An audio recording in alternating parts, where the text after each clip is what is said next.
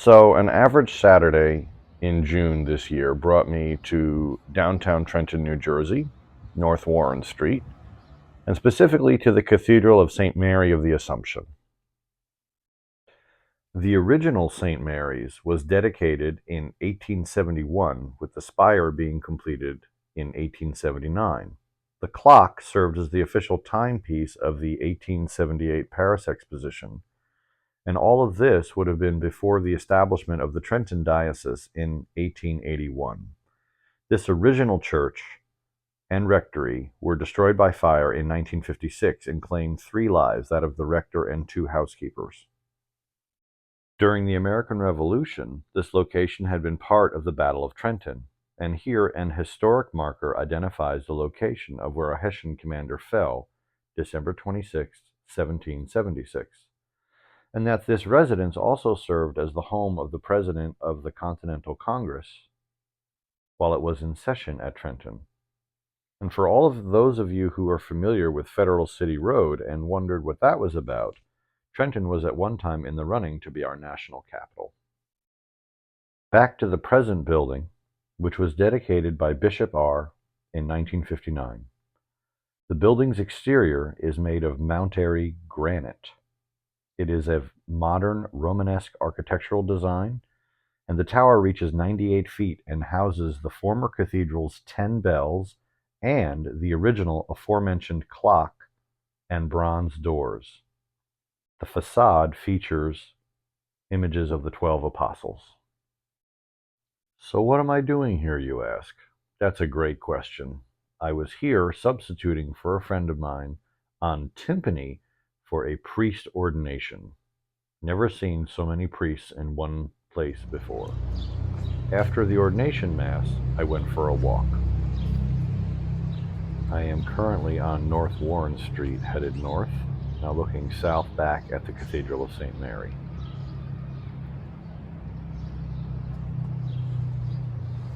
So as I'm walking north on North Warren Street in downtown Trenton, I'm approaching the 5 Points area of Trenton. And this area consists of the dark blue street at the bottom left, which is North Warren, which in the colonial era was known as King Street. Then clockwise up to the reddish marked road, Pennington Avenue, which is Route 31. Keep going clockwise, the yellowish road there, which is Princeton Avenue, Martin Luther King Jr. Boulevard, and Route 206. Keep going clockwise, it's Brunswick Avenue in purple. And then at the bottom in light blue, you'll see North Broad, or formerly Queen Street. And the significance of this area is that this is the high ground of Trenton, where the Continental Army's artillery was stationed that kept the Hessians at bay during the battle.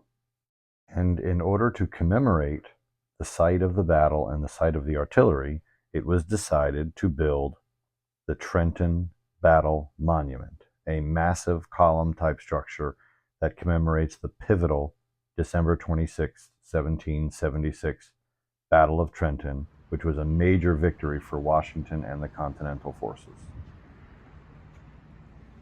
So the column is topped with an amazing statue of Gorgeous George, or George Washington, by Rudolf O'Donovan. Washington is extending his right hand, directing the fire of the Continental Army down King Street, now Warren Street. He is 13 feet tall, and the monument's total height, including the statue, is 150 feet.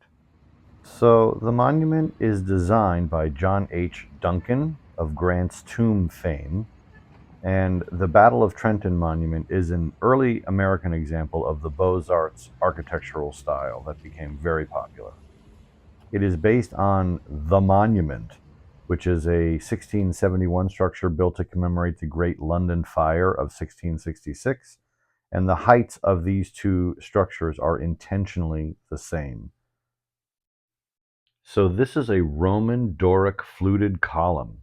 It's hollow, and it's made of granite, as is the pedestal, and this pedestal is intentionally a darker color of granite.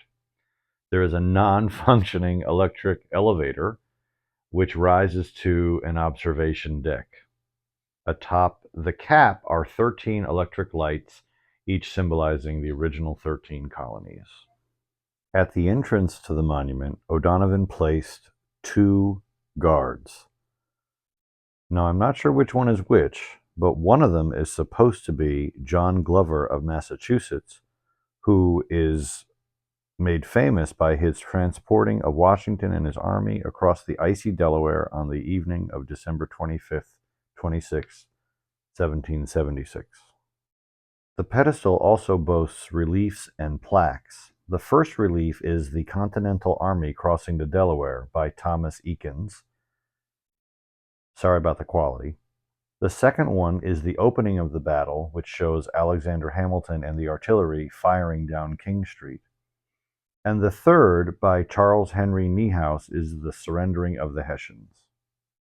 I have included here a few of the plaques that are found at the base of the Trenton Battle Monument. Again, I apologize if some of them are somewhat difficult to read.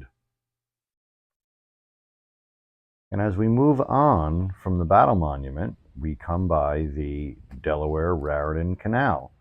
And perhaps another video, another time, I'll do a little bit more with the Delaware-Raritan Canal, but it's been converted basically now to a walking and biking path, and I really enjoy that hobby, so this is really something I have to look into in the future. I next found myself on the Verrazzano-Narrows bridge later that afternoon on my way to an appointment in Brooklyn. This bridge was designed by Amon and Whitney, and it was begun in 1959 after many, many years of trying to bridge the Narrows. There were tunnel projects and bridge projects, and finally this one got off the ground. The upper deck was completed in 1964, the lower deck was completed in 1969. Its total length is 13,700 feet, its width is 103 feet, and the clearance below the lower deck to the water is 228 feet. Pretty cool. Each of the towers is 693 feet tall. Pretty cool.